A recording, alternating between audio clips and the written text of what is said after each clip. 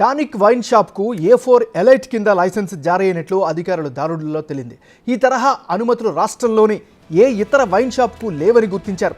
అది కూడా ఎక్సైజ్ పాలసీకి వ్యతిరేకమని అంటున్నారు. ప్రస్తుతం టానిక్కు 11 ఫ్రాంచైజీలున్నాయి.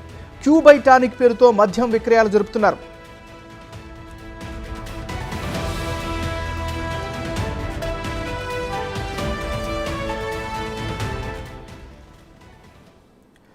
బులెటిన్లో మనం బ్రేకింగ్ న్యూస్ చూస్తున్నాం. టానిక్ వైన్ షాప్కు A4 ఎలైట్ కింద లైసెన్స్ జారీ అయినట్లు అధికారులు దాడుల్లో తేలింది.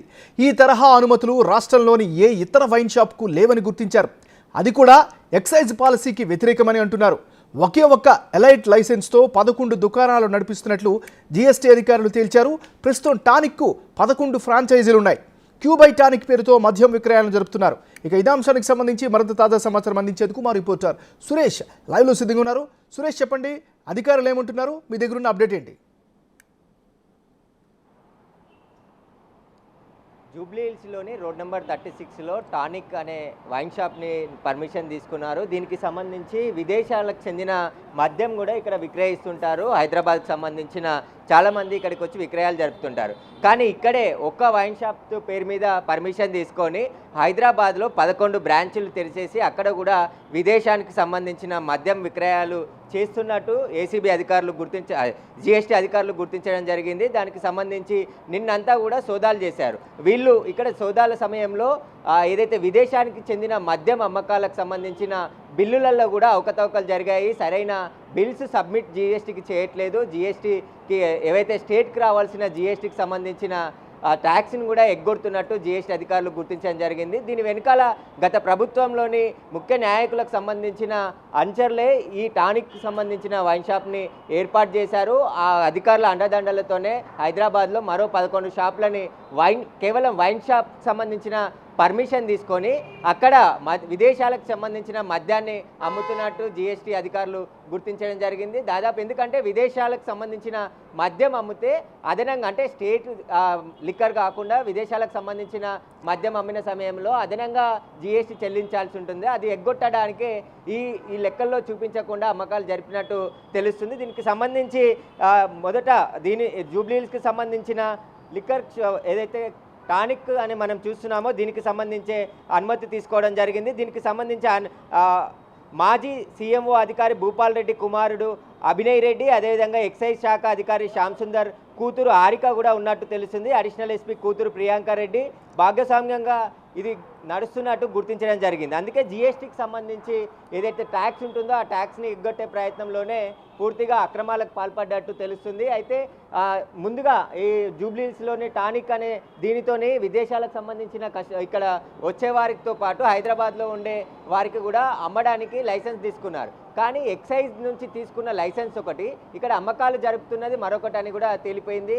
దాదాపు ఉప్పల్, అదేవిధంగా మాదాపూర్, జూబ్లీ హిల్స్, బంజారాహిల్స్లో కూడా టానిక్ సంబంధించిన అనుబంధంగా 11 షాపులను కూడా నిర్వహిస్తున్నారు. దీనిపైనే GST అధికారులకు ఫిర్యాదులు అందడంతో నిన్న మొత్తం సోదాలు చేసి ఈ టానిక్కి సంబంధించిన వైన్స్ అమ్మకాలకు సంబంధించి గత 2 నెలల నుంచి కూడా రికార్డుని పరిశీలించడం జరిగింది. మొత్తం ఎంత మద్యాన్ని విదేశాల నుంచి ఇక్కడికి బెవరేజ్ ద్వారా కొనుగోలు చేశారు, ఎంత మద్యం అమ్మారు, అసలు మొత్తం అనుమతులు ఎంతవరకు ఉన్నాయి, వీటన్నిటిపైన కూడా GST అధికారులు విచారణ జరుపుతున్నారు. దీనికి సంబంధించి దర్యాప్తు కొనసాగుతుంది. అయితే ఉప్పల్లో కూడా GST అధికారులు తనిఖీలు చేయడం జరిగింది. అక్కడ కూడా విదేశీ మద్యం అమ్ముతున్నట్టు గుర్తించడం జరిగింది. అయితే ఒక్క వైన్ షాప్కి విదేశీ మద్యం నడుపుతున్నారు. సురేష్, ఒక విషయం చెప్పండి, నిబంధనలకు పాతరేసినట్లు కనుక నిరూపితం అయితే ఎలాంటి చర్యలు ఉండే అవకాశం ఉంది? ఖచ్చితంగా ఈ లైసెన్స్ ఎప్పుడు జారీ అయింది, ఎన్ని సంవత్సరాల నుంచి రన్ చేస్తున్నారు, ఇంకా మిగతా 11 షాపులు కూడా ఎప్పటి నుంచి రన్ చేస్తున్నారు, కేవలం వైన్ షాప్ లైసెన్స్ తీసుకొని ఈ లిక్కర్కి సంబంధించి విదేశాలకు సంబంధించిన లిక్కర్ అమ్ముతున్నారు. కాబట్టి ఎంత గవర్నమెంట్కి నష్టం జరిగింది అనేది అంచనా వేసిన తర్వాత జరిమానా రూపంలో ఆ మొత్తాన్ని కూడా కలెక్ట్ చేసే అవకాశం కనబడుతుంది. మొత్తం పెద్ద మొత్తంలోనే అమ్మకాలు జరిపినట్టు తెలుస్తుంది. మొత్తం 11 వైన్ షాప్లని నిర్వహిస్తున్నారు కాబట్టి చాలా రోజుల నుంచి ఈ ఆరోపణలు ఉన్నాయి కాబట్టి గత ప్రభుత్వంలోని అధికారులు రాజకీయ నాయకుల ఒత్తిళ్ల మేరకు పట్టించుకోలేదు. కానీ ఇప్పుడు స్టేట్ జీఎస్టీ అధికారులు ఆ ఆరోపణలకు సంబంధించి ఫిర్యాదులు రావడంతో నిన్న మొత్తం ఈ వైన్ షాప్లకు సంబంధించిన అన్ని 11 షాపులలో కూడా తనిఖీలు చేపట్టడం జరిగింది. వీళ్ళ అమ్మకాలకు సంబంధించిన బిల్స్, ఇన్వాయిస్ అన్నిటిని కూడా తనిఖీ చేశారు. సరైన ట్యాక్స్ కట్టకుండా ప్రభుత్వానికి ఎగ్గొట్టే ఉద్దేశంతోనే అమ్మకాలు జరిపినట్టు అధికారులు గుర్తించడం జరిగింది. దీనిపైన దర్యాప్తులో మరిన్ని విషయాలు బయటకు వచ్చే అవకాశం కనబడుతుంది. అనిత్ రెడ్డి పేరు మీద ఈ టానిక్ అనేది తీసుకున్నారు. దీనికి అనుబంధంగా మొత్తం 11 ఏదైతే వైన్ షాపులు ఉన్నాయో వాటికి సంబంధించి కూడా పూర్తి దర్యాప్తు చేస్తే అన్ని విషయాలు కూడా బయటకు వచ్చే అవకాశం కనబడుతుంది. సురేష్, అన్ని విషయాలు బయటకు వచ్చిన తర్వాత ఖచ్చితంగా ఎలాంటి శిక్షలు పడే అవకాశం ఉంది? అరెస్టుల వరకు వెళ్ళే అవకాశం ఉందా? లైసెన్స్ ఏమైనా రద్దు చేసే అవకాశం ఉందా? ఎందుకంటే ఒక షాప్కి పర్మిషన్ తీసుకొని ఇన్ని షాపులను మెయింటైన్ చేస్తున్నారు కాబట్టి. ఎక్సైజ్ రూల్స్ ప్రకారం ఎలాంటి రూల్స్ ఉంటాయో వాటిని పాటించాలి. కానీ ఇక్కడ పాటించినట్టే తెలుస్తుంది.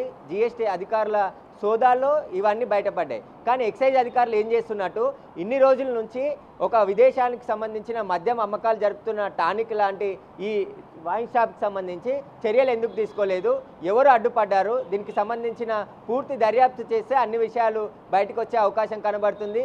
మాజీ సీఎంఓ అధికారికి సంబంధించిన కూతురు కూడా ఆ కొడుకు ఇక్కడ ఇన్వాల్వ్ అయ్యాడు కాబట్టి ఎవరి ఒత్తిళ్ల మేరకి చర్యలు తీసుకోలేదు అనేది దర్యాప్తు చేయాల్సిన అవసరం ఉంది. ఎక్సైజ్ రూల్స్ ప్రకారం కఠిన చర్యలే ఉంటాయి. ఎందుకంటే ప్రభుత్వానికి సంబంధించిన ఆదాయానికి గండి కొట్టే ఉద్దేశంతో ఒక వైన్ షాప్కి సంబంధించిన లైసెన్స్ ఏదైతే విదేశాలకు సంబంధించిన మద్యం అమ్మకాలకు సంబంధించి లైసెన్స్ తీసుకున్నారో మిగతా 11 షాపులు అనుబంధంగా నడుపుతున్నారు కాబట్టి వాటి నుంచి గవర్నమెంట్కి ఎంత నష్టం జరిగింది అనేది కూడా జీఎస్టీ అధికారులు తేల్చే పనిలో ఉన్నారు.